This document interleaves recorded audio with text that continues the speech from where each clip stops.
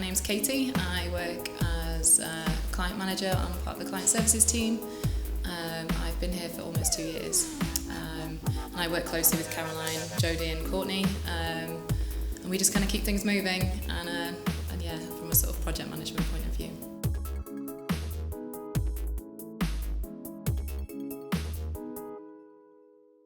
So Coke was obviously an amazing opportunity for Koto, in its earlier days, to kind of, oversee and see from start to finish a global rebrand was brilliant. And I think from there, obviously you had the main task, but there's been an absolute, myriad of smaller tasks that have spawned from that, which are very detail orientated, that often, rooted in research, testing. They're very problem solving. They require a really quick turnaround.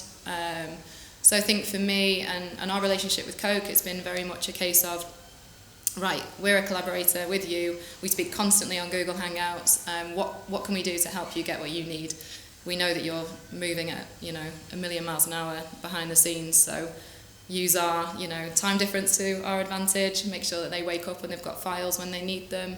And that can be anything. That's obviously, what goes on the can, but also like, what does the logo look like in Thai or in Amharic, or by tomorrow we need to figure out how it looks on this tiny label versus on a massive Halloween billboard. So I think they're very I guess more granular tasks as we've gone along, but I think they're all really problem solving based, and I think that really helps get everyone kind of engaged, and it's always a challenge. It's always a fun challenge with FANTA.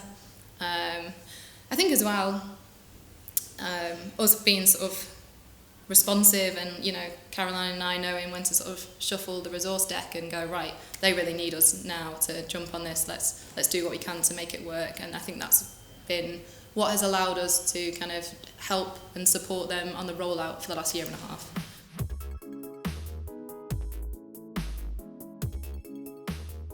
For me, no 2 days are the same. Which could be a problem for some people. I mean, some people quite like the regularity of a day-to-day job. I prefer the sort of chaotic moments. I think juggling lots of different things at any given time for me is like a really sort of satisfying challenge.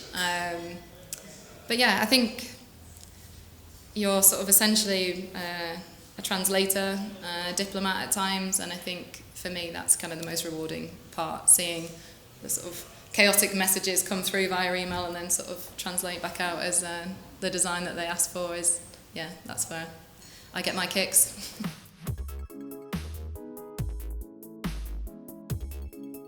One of the main things that will be thrown into the mix is that you'll have way more stakeholders, and it will have to go through sort of like a lot more of a political minefield to get answers, and it will slow things down. So I think again, just knowing when to sort of respect the timeline, when to ease off, when to just go with the flow, ride the wave a bit, and just sort of know that it's a bit of a necessary part of the process, and not to let it kind of stress you out.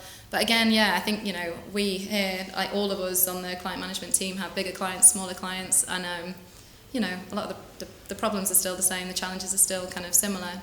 It's just on a slightly larger scale. I think one thing actually that for me, working with Airbnb, which is probably, that was my first kind of, and obviously Coca-Cola too, the bigger clients I worked on, was to kind of make sure you invest in relationships with the whole team. So you've got obviously the CEOs and a lot of the people that you're sort of sharing with on a higher level, but make sure you make good contacts with all the producers, with, the developers, the designers. Speak to them how you want to sort of to sort of make that relationship, whether that's on email or whether you join Slack channels and you kind of start to communicate a little bit more naturally. I think for me it's like make sure that you extend or make yourself an extended part of their team on all levels, not just the sort of C-suite, but yeah.